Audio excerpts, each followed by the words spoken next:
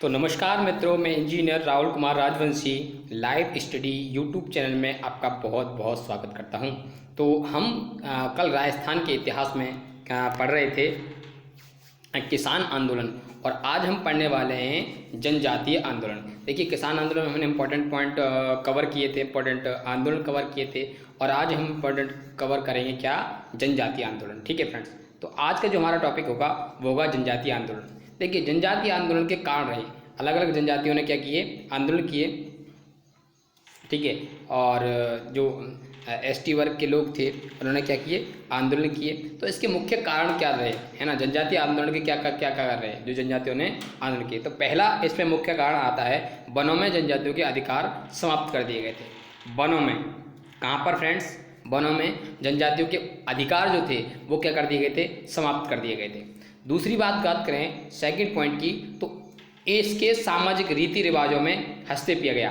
देखिए, हर एक व्यक्ति को स्वतंत्रता का अधिकार है, लेकिन इनके जो रीति रिवाज थे उनमें क्या किया गया, हस्तक्षेप किया गया। लोग उसमें उनको उनके जो रीति रिवाज थे उनमें हस्तक्षेप करने लगे, मतलब ये बात कहें कि उनमें लोग इन्वॉल्व होने लगे। ठीक है, तो दूसरी अगर मैं बात करूं, जैसे 1853 में मेवाड़ महाराणा स्वरूप सिंह ने डाकन प्रथा पर रोक लगा दी थी।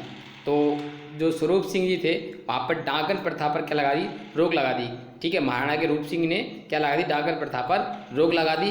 कब लगाई ये रोक, ये 1853 में। कब फ्रेंड्स, 1853 में, ये याद रखना इन डेट, है ना। तीसरा मुख्य कारण रहा जनजातीय आंदोलन का, जनजातियों नई प्रशासनिक व्यवस्था को समझ नहीं पाई तथा उनमें उसका शोषण होता गया। देखिए, जो नई प्रशासनिक व्यवस्था थी कि प्रशासन कैसे चलेगा, उसको जनजातियां क्या नहीं पाई, समझ नहीं पाई कि किस तरह से प्रशासन चल रहा है। तो इसमें उनका क्या हुआ, शोषण हुआ, और इसमें क्या हुआ, उनका शोषण हुआ। ठीक है फ्रेंड्स, अगली पॉइंट की मैं बात करूं तो देखिए, अगले पॉइंट की हम बात करते हैं तो इसका मुख्य कारण था कि भू स्वरूप नकदी में किया जाता था। भू राजस्व जो काम था, भू राजस्व जो काम था वो नकदी में किया था। अतः इसमें लोग साहूकारों के चुंगल में फंसते गए। देखिए, सबसे क्या हुआ कि लोग क्या गए, कर्जे में दबते चले गए, और जो साहूकार थे, जो देनदार थे, जो कर्जा देते थे, उनके चंगुल में लोग क्या करते, फंसते चले गए, क्योंकि सब काम नकदी में होता था, उधार कोई देता नहीं था। ठीक है, इसलिए क्या हुआ, ये क्या है, चुंगल में फंसते चले गए, किनके में, साहूकारों में। ठीक है, अगले कुछ पॉइंटों की बात करते हैं। तो देखिए, भारत में जो जनजातीय आंदोलन हुए उसमें मुख्य रूप से आता है भगत आंदोलन। ठीक है, भगत आंदोलन देखिए, मेवाड़, डूंगरपुर, बांसवाड़ा की भील जनजाति द्वारा आंदोलन किया गया है। देखो, मेवाड़, डूंगरपुर, बांसवाड़ा, इन तीन भील जगहों की जो भील जनजातियाँ थीं, ठीक है जी, उनके द्वारा ये आंदोलन चलाया गया। ठीक है फ्रेंड्स, आगे मैं बात करूँ तो देखिए, गोविंद गुरु ने सुरजी भगत के साथ मिलकर आंदोलन चलाया। किसके साथ, गोविंद गुरु ने किसके साथ मिलकर आंदोलन चलाया, सुरजी भगत के साथ। इंपॉर्टेंट पॉइंट है, याद रखना। क्वेश्चन बन सकता है कि गोविंद गुरु ने किसके साथ मिलकर जनजातीय आंदोलन को बढ़ावा दिया या चलाया, तो इससे आता है सुरजी भगत के साथ। अगला क्वेश्चन है, अगला पॉइंट है आपका, गोविंद गुरु ने 1883 में संप सभा का गठन किया। देखो, ये क्वेश्चन काफ़ी बार पूछा जा चुका है फ्रेंड्स कि 1883 में संप सभा का आयोजन किया गया। गोविंद गुरु ने क्या किया, 1883 में संप सभा का आयोजन या गठन किया। ठीक है, अब बात करते हैं। देखिए, गोविंद गुरु स्वामी दयानंद सरस्वती के से क्या थे, प्रभावित थे। किससे प्रभावित थे, स्वामी सरस्वती से। जनजातियों को हिंदू धर्म में रखने के लिए भगत पंथ की स्थापना की गई। ये भी इम्पोर्टेंट है कि भगत की पंथ की स्थापना क्यों की गई। क्वेश्चन बनता है कि भगत पंथ की स्थापना क्यों की गई, तो जनजातियों को हिंदू धर्म में रखने के लिए, जनजातियों का अस्तित्व हिंदू धर्म में रखने के लिए क्या किया गया, भगत पंथ की स्थापना की गई। नेक्स्ट पॉइंट की बात करूं, गोविंद गुरु ने भीलों का नैतिक आध्यात्मिक उत्थान किया। नैतिक और आध्यात्मिक क्या किया, उत्थान किया, है ना, इम्प्रूव किया उनको गोविंद गुरु ने। तो भीलों के क्या, नैतिक और आध्यात्मिक उत्थान किया। ठीक है फ्रेंड्स, अगले कुछ पॉइंटों की बात करते हैं। तो देखिए,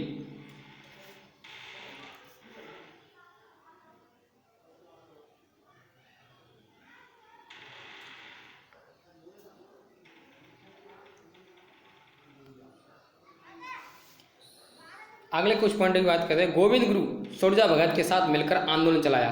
किसके साथ मिलकर आंदोलन चलाया? सुरजा भगत के साथ मिलकर आंदोलन चलाया। ठीक है, किसके साथ? सुरजा भगत के साथ मिलकर आंदोलन चलाया।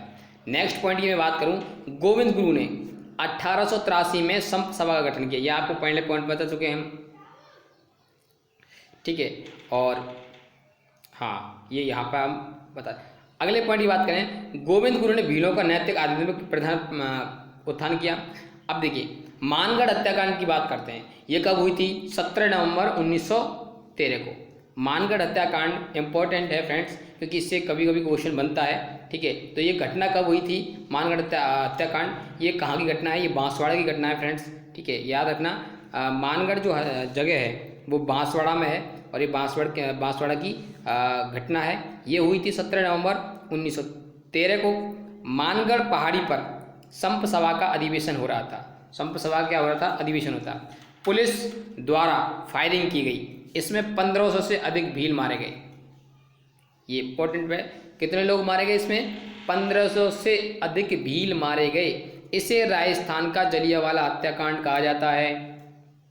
तो ये एक बार 100% क्वेश्चन बनता है राजस्थान जीके के अंदर, चाहे राजस्थान पुलिस में लगा लो, पटवार में लगा लो, रीट में लगा लो, तो ये क्वेश्चन बनता है कि राजस्थान का जलियांवाला हत्याकांड किसे कहा जाता है? तो मानगढ़ हत्याकांड को, जो कि बांसवाड़ा में हुआ था, जो कि 17 नवंबर 1913 में हुआ था, जिसमें 1500 लोग मारे गए थे, वो जलियांवाला हत्याकांड राजस्थान के जलियांवाला हत्याकांड के नाम से जाना जाता है। ठीक है, बहुत सारा डेटा मैं यहाँ पे आपको नहीं बताता, इंपॉर्टेंट फैक्ट और इंपॉर्टेंट पॉइंट आपको बताता हूँ जहाँ से क्वेश्चन बनते हैं फ्रेंड्स। ठीक है, आगे बात करते हैं। तो गोविंद गुरु को गिरफ्तार कर लिया गया। ठीक है, गोविंद गुरु को 10 वर्ष बाद रिहा किया गया। कितने वर्ष बाद? 10 वर्ष बाद। तो 10 वर्ष तक वो कहाँ रहे? जेल में। ठीक है फ्रेंड्स, गोविंद गुरु ने शेष जीवन काम्बिया गांव, जो कि गुजरात में है वर्तमान में, शांतिपूर्ण तरीके से गुजारा। उन्होंने फिर कोई मतलब नहीं रखा, शांतिपूर्ण तरीके से काम्बिया गांव में, जो कि गुजरात में, वहाँ पर अपना जीवन गुजारा, क्योंकि 10 वर्ष उनको कहाँ हो गए थे? जेल में हो गए थे। गोविंद गुरु अहिंसा के समर्थक थे। उनका सफ़ेद झंडा शांति का प्रतीक। देखो, गोविंद गुरु का सफ़ेद झंडा किसका प्रतीक था? शांति का प्रतीक था। ठीक है, और वो अहिंसा के समर्थक थे। गांधी जी की तरह वो अहिंसा के क्या थे? समर्थक थे। ठीक है फ्रेंड्स, आगे बात करें तो देखिए एक ही आंदोलन की दूसरा राजस्थान का जनजातीय आंदोलन में इंपॉर्टेंट आंदोलन आता है फ्रेंड, एक ही आंदोलन। देखिए भूमट भील आंदोलन भी कहा जाता है इसको। देखो ये भूमट भील के द्वारा किया गया, तो इसको भूमट भील आंदोलन भी कहा जाता है। ठीक है, तो फर्स्ट पॉइंट की बात करें तो उदयपुर की झाड़ोल, गोगुंदा, कोटड़ा क्षेत्र में भीलवा, गरासिया जनजाति द्वारा आंदोलन किया गया। देखो उदयपुर की झाडोल, ठीक है, गोगुंदा, कोटड़ा क्षेत्र में ये आंदोलन किया गया भील और गरासी जनजाति द्वारा। तो एक ही आंदोलन याद रखना, भील जनजाति थी उसमें और गरासिया जनजाति थी। ठीक है, अगले पॉइंट की बात करें तो यह आंदोलन मातृकुंडिया, जो कि जगह है का नाम है, वो कहाँ पे है? चित्तौड़ में, नामक स्थान से प्रारंभ हुआ। ठीक है, मातृकुंडिया को राजस्थान का हरिद्वार कहा जाता है। देखो ये क्वेश्चन 100% बनता है फ्रेंड्स आपके किसी भी एग्जाम में, राजस्थान के लेवल के स्टेट एग्जाम में। तो राजस्थान का हरिद्वार किसे कहा जाता है? मातृकुंडिया को राजस्थान का हरिद्वार कहा जाता है। इसके प्रमुख नेता कौन थे? मोतीलाल तेजावत। जो आंदोलन चलाया जा रहा था तो उसका नेता कौन था? मोतीलाल तेजावत। किस आंदोलन का? एक ही आंदोलन का। अगले पॉइंट की बात करें तो मोतीलाल तेजावत ने मेवाड़ महाराणा के सामने 21 मांगे रखी। कितनी मांगे रखी? 21 मांगे रखी। कौन कौन सी? जिन्हें मेवाड़ की पुकार कहा जाता है। देखिए ये क्वेश्चन बनता है कि मेवाड़ की पुकार के नाम से क्या जाना जाता है, या मेवाड़ की पुकार किसे कहा जाता है? तो मोतीलाल तेजावत ने जो मेवाड़ महाराणा के सामने 21 मांगे रखी, उसी को मेवाड़ की पुकार के नाम से जाना जाता है। किसके नाम से जाना जाता है फ्रेंड्स? मेवाड़ की पुकार के नाम से। लेकिन इन मांगों पर ध्यान नहीं दिया गया। क्या नहीं किया? ध्यान नहीं दिया गया। आगे हम कुछ पॉइंटों की बात करते हैं। देखिए हमें पता है कि 21 मांगों क्या मेवाड़ की पुकार कहा गया। धीरे धीरे यह आंदोलन डूंगरपुर, ईडर, विजयनगर जो कि गुजरात में है, बांसवाड़ा आदि क्षेत्रों में फैल गया। ठीक है। कहाँ कहाँ फैला ये? डूंगरपुर में, ईडर में, ठीक है, विजयनगर जो कि गुजरात में है, और बांसवाड़ा आदि क्षेत्रों में फैल गया, ठीक है। ये आंदोलन एक ही आंदोलन, ठीक है।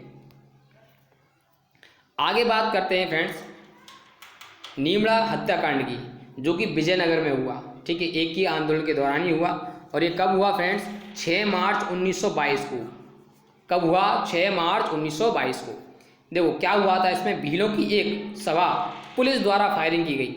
भीलों की एक सभा पर, एक सभा हो रही थी, उस पर पुलिस द्वारा क्या की गई? फायरिंग की गई, जिसमें 1200 से अधिक भील मारे गए थे। याद रखना, जिसमें 1200 से अधिक भील मारे गए थे, ठीक है। एक ही आंदोलन के दौरान हुआ था ये सब।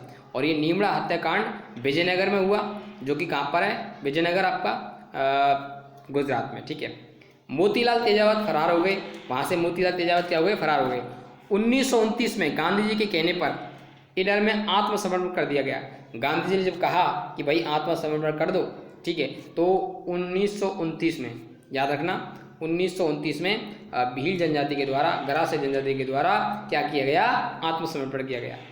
आगे बात करें तो 1936 में मेवाड़ के सुप्रीम कोर्ट महाइंद्रराज सभा ने, किसने? 1936 में मेवाड़ के सुप्रीम कोर्ट, मेवाड़ का सुप्रीम कोर्ट महाइंद्रराज सभा ने मोतीलाल तेजावत को रिहा कर दिया, ठीक है। इन्होंने अपना शेष जीवन गांधी जी के रचनात्मक कार्यक्रम में बताया।